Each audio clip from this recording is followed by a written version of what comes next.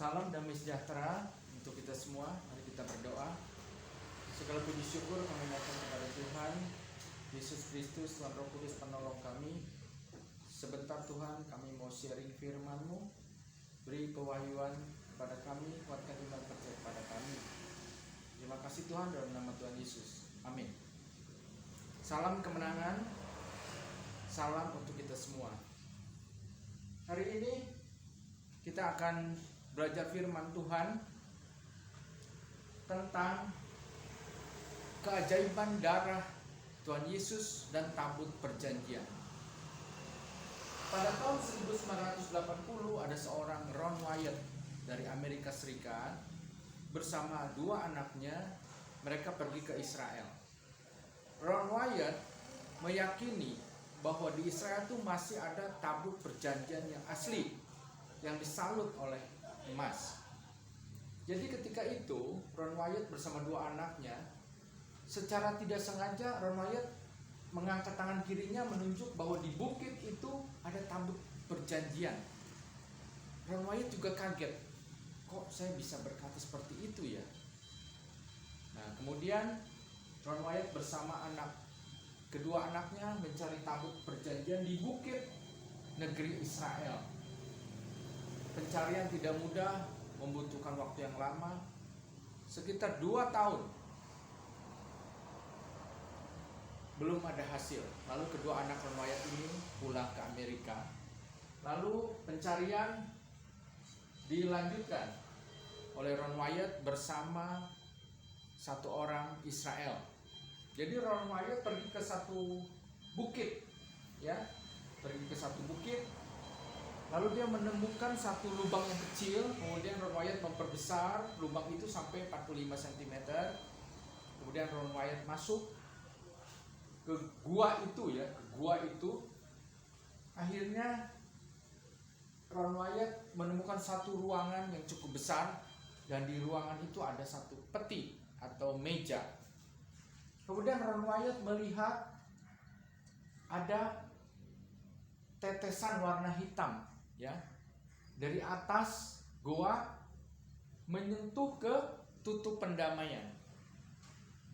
Jadi di Ibrani 9 ayat 22 dikatakan bahwa untuk pengampunan dosa ada penumpahan darah.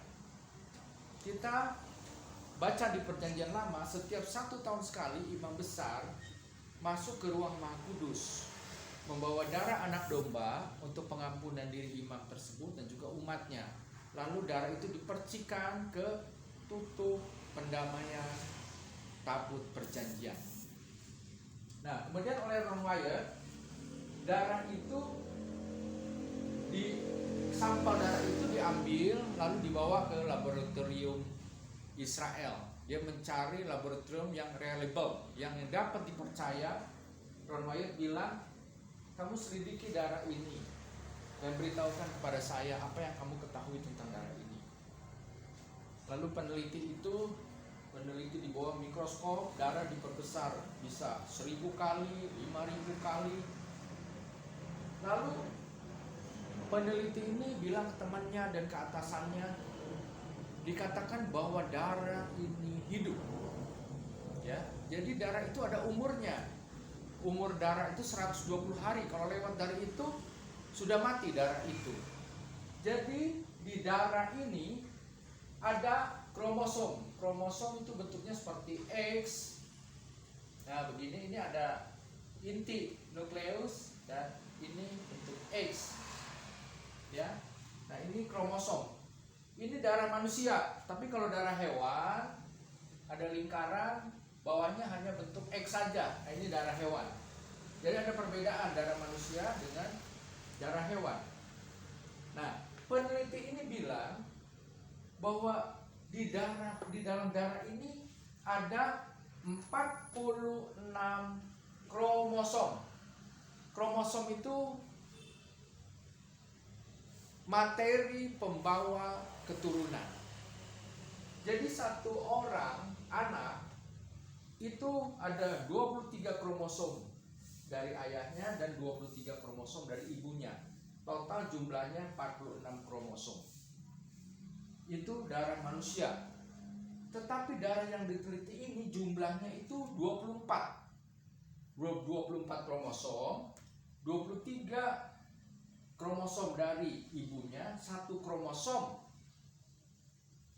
berbentuk Y, ya. Nah, 23 kromosom ini kita ketahui dari Bunda Maria, ibunya Tuhan Yesus, Ibu Maria. Nah, satunya tentu dari Tuhan. Jadi darah ini mempunyai 24 kromosom. Darah ini hidup. Bukti hidup bisa diketahui jumlah kromosom. Kalau darah sudah mati tidak bisa diketahui jumlah kromosom. Lalu peneliti ini bilang bahwa darah ini hidup, ini darah manusia. Lalu bertanya, darah ini darah siapa? Kemudian Ron Wyatt bilang bahwa darah ini darah Mesiasmu. Di situ terjadi pertobatan. Umur peneliti, ya, peneliti menemukan ada satu darah yang ajaib, yang luar biasa. Tuhan Yesus disalibkan bercucuran darah 2000 tahun yang lalu, dan sampai sekarang lebih kurang sudah 2000 kemudian darah ini tetap hidup.